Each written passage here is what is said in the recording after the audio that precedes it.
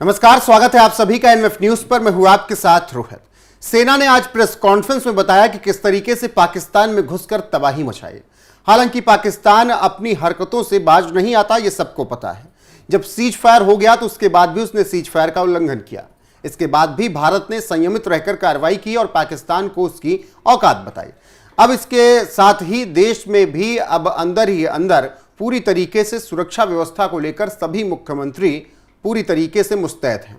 और ऐसे में महाराष्ट्र के मुख्यमंत्री देवेंद्र फडणवीस पहले दिन से ही इस पूरे काम पर लगे हैं कि मुंबई में किसी भी तरीके की कोई भी साजिश ना रची जा सके, 26/11 जैसा कुछ ना हो सके, समुद्र के रास्ते कोई ना आ सके। अब उन्होंने हाल फिलहाल में एक बैठक की, उस बैठक में क्या कुछ निर्णय लिया गया और उसके बाद उन्होंने क्या कुछ कहा वो सुनाएंगे और इस पर चर्चा भी करेंगे। मेरे साथ हैं अनुपम प्रसून। रोहित, सबसे पहले तो अपने दर्शकों को समझा देते हैं कि महाराष्ट्र में जब ये भारत पाकिस्तान का टेंशन चल रहा था तब महाराष्ट्र में एक बहुत बड़ा ऑपरेशन चल रहा था।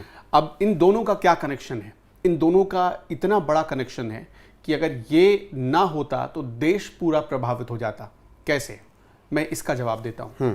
आप सबको पता है कि महाराष्ट्र जो है वो अरब सागर के किनारे बसा हुआ है और अरब सागर में ही भारत ने पाकिस्तान को घेरा था। ये वो रास्ता है जहां हमारी नेवी एक्सरसाइज कर रही थी और आपने देखा कि हम इसी रास्ते कराची पोर्ट तक, जो हमारे नेवी के जो डीजी थे उन्होंने कल ये बात बताई थी कि हम कराची पोर्ट तक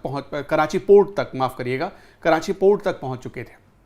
अब इसमें एक बात समझने वाली क्या है, देखिए, समंदर में जो लड़ाई होती है वो नेवी लड़ती है, लेकिन नेवी को इस लड़ाई के लिए इंटेलिजेंस और उसका रडार मजबूत होना, ये दोनों चीजें बहुत जरूरी है। चारों तरफ पानी है, आपको किस ओर से दुश्मन आ रहा है इसकी पूरी जानकारी होनी चाहिए।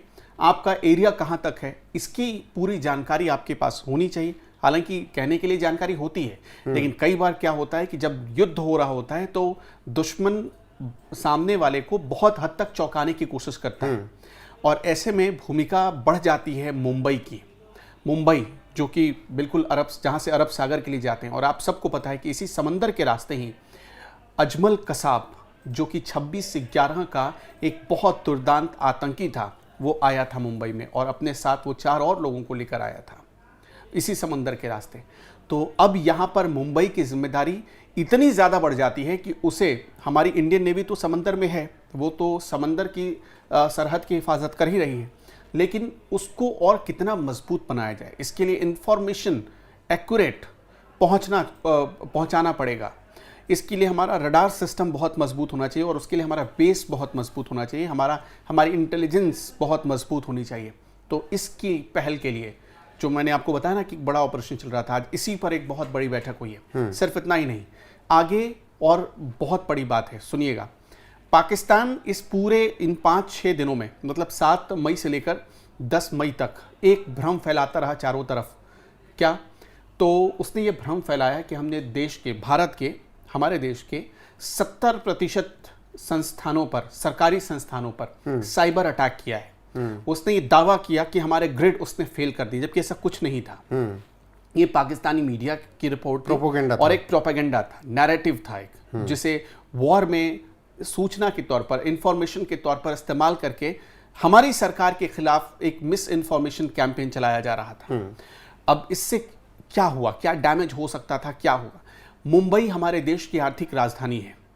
अगर मुंबई ठप तो भारत ठप, ये हर कोई जानता है। सारा बैंकिंग सिस्टम हमारा, उसके हेडक्वार्टर्स मुंबई में है, सारे हमारे आरबीआई का हेडक्वार्टर मुंबई में है और सब कुछ जो ऑपरेशंस होते हैं हमारे बैंकिंग सिस्टम का जो भी होता है, आप सबको पता है कि वो सब महाराष्ट्र से चलता है।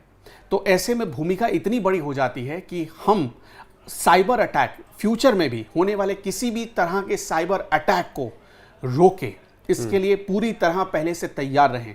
पता नहीं कब किस तरफ से दुश्मन आ जाए, उसकी मंशा क्या हो, उसका इरादा क्या हो, तो इसके लिए भी हमें तैयार रहने की बहुत ज़्यादा ज़रूरत थी। बिल्कुल। आज की जो बैठक हुई है वो इसी कॉम्बिनेशन पर हुई है। क्या? इंटेलिजेंस और साइबर, इन दोनों को मिलाकर कैसे भारत को मजबूत बनाया जाए। ये जो 4-5 दिनों तक जो टेंशन का माहौल रहा है, जो चला है, उसमें एक चीज़ और समझ में आई है कि पाकिस्तान कुछ तो भारत के सामने नहीं कर पाएगा, लेकिन वो ऐसी गिरी हुई हरकत जरूर कर सकता है कि वो साइबर अटैक करे।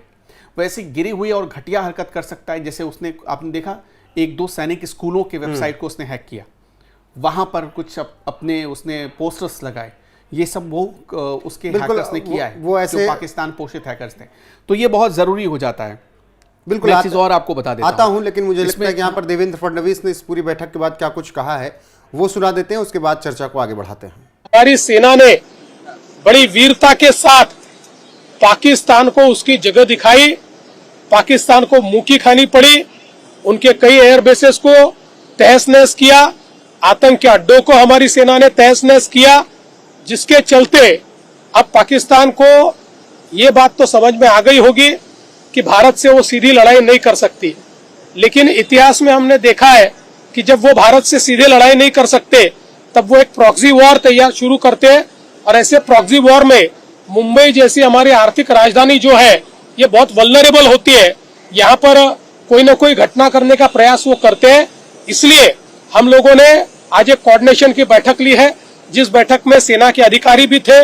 उनके साथ मिलकर हम लोगों ने ये समझ लेने का प्रयास किया कि इन दिनों में अगर कोई लैप्सेस रहे होंगे तो क्या रहे हैं, हमको और क्या करने की आवश्यकता है, मुंबई और महाराष्ट्र को महफूज रखने के लिए किस प्रकार के कोऑर्डिनेशन की आवश्यकता है, किस प्रकार से हम लोग उसको स्ट्रेटेजाइज करें, कौन से एसेट्स का हम इस्तेमाल करें, ऐसी सारी चीजों पर।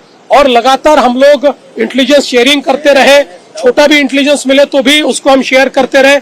ऐसी सारी बातों के ऊपर हमने चर्चा की है और आगे की रणनीति हमने तय की है।